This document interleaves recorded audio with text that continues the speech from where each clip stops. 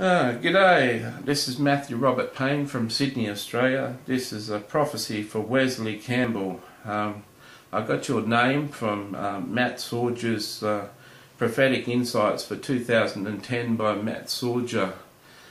You were included in a note that he sent out, and the Lord said a couple of days ago he wanted me to prophesy over a whole lot of world leaders in the ministry. I was having a hard time finding world leaders, and he had me prophesy over Heidi Baker. I sent it to Roland, and Roland was very encouraged with it and told Heidi about it, and you'll see that on the email I send your ministry. So I don't know who you are, Wesley Campbell, and that makes me a whole lot more comfortable, because it means that it was hard to do Heidi's because I knew so much about her, and it was hard to move in the spirit when I knew so much in the flesh. So you probably know what that's all about. So I hope that that's been a good enough introduction. We've got about 9 minutes. Wesley, when I think of you, I see a horse, and it's a horse galloping. Is a black, shiny black horse, a tall horse, and it's in this big pasture, and it's just galloping at the top of its speed.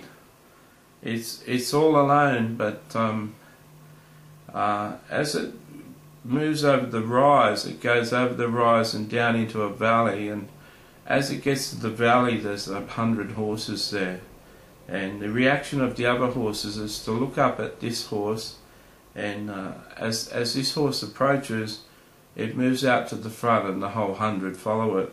I see that there's a couple of spiritual dimensions in that that the Lord wants me to tell you, that you're tremendous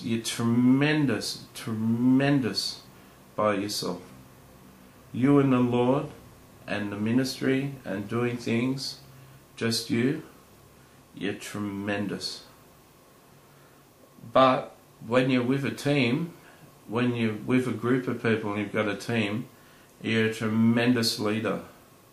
Now, we all know that there's rivalries for the lead horse. Sometimes another one rises up. The Lord tells me that you've had a few battles in your time, and you've learned to lead properly because you've been in a few skirmishes over leadership and in certain ways and certain ministries, and this has hurt you. Sometimes you just want to run by yourself.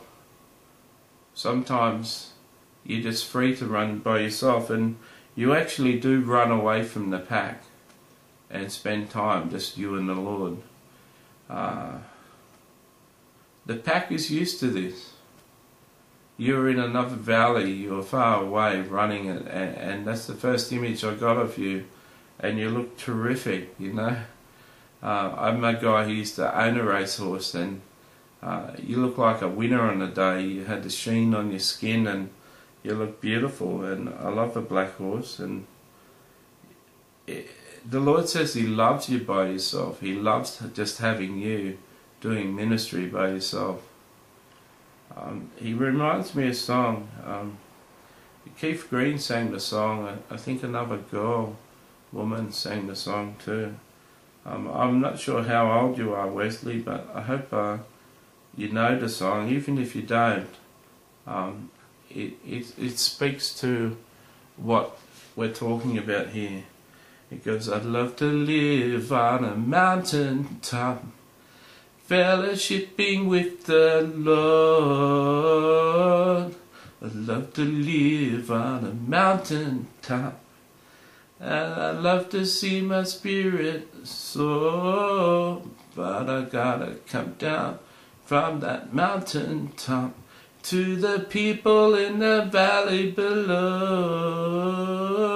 'cause they gotta know about the mountain of the Lord. Love to live on a mountain top, fellowshipping with the Lord. Love to live on a mountain top, 'cause I love to see my spirit soar.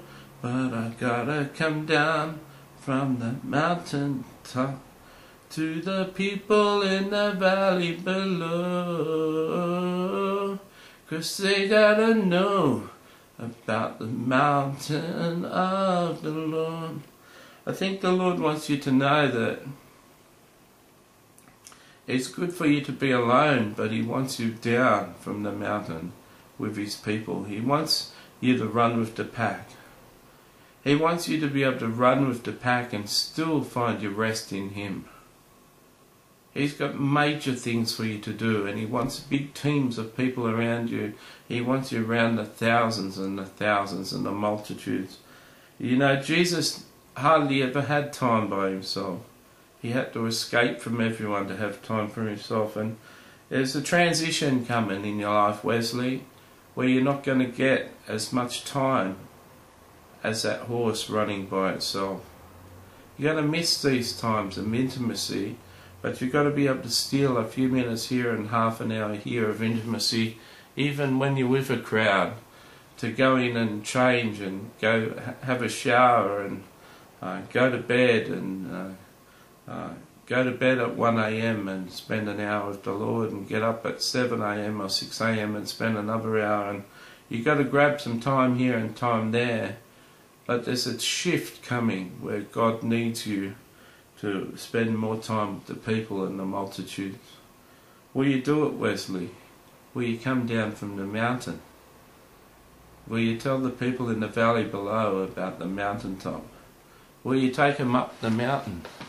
Will you come down from the valley and take them up the mountain? You've got to excuse me, Wesley. It's 1, 2, 3, 4, 5, 6. I've been going for 1 hour now. This is 6 slots of 10 minutes. And I'm pretty tired. I started at 12 o'clock. And another word of wisdom is that I'm just looking at the time. This transition's coming. It's not a word of wisdom. It's coming. It's moving. It's starting to happen. The Lord wants you to be comfortable with that. You're going to miss the intimacy, but you need to move more like Him now and grab those moments. Okay. The Lord also says that the Apostle Paul said that he was poured out as a drink offering, which means he went through tremendous suffering, and the suffering was for the people. You know that to get wine, they press the grapes, they crush the grapes to get wine, and the Lord tells me that you're going to be poured out like a drink offering and crushed to get a finer wine out of you. So it's going to be a combination of spending time with the people, less intimacy, and you're going to be crushed at the same time. This is all for the good people. It's all for the people. It's all for the Lord's benefit. And you've heard this before. You've heard it's coming. Well, it's on the doorstep now. So be at peace and learn to live in the fire, live in the crushing for the glory of the Lord. You're going to relate to the Apostle Paul. You're going to fellowship in the sufferings of Jesus Christ. And it's going to bring out a greater glory on your face, greater glory in your ministry, and more powerful signs and wonders. May you be blessed. May the Lord keep you and hold you, and keep you in His arms, and may He speak to you, and may you be comforted by this word. I know it had some sad elements in it, but I remember years ago, friends of mine, I was teaching them the prophetic, and one of them said that, both of them said I was going to enter a fiery furnace of trial. I went through a really tremendous hard 6 or 8 years after they said that, but I was so happy during those years that they told me.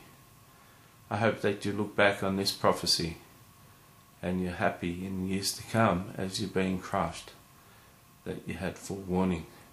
God bless you. God bless your family. See you.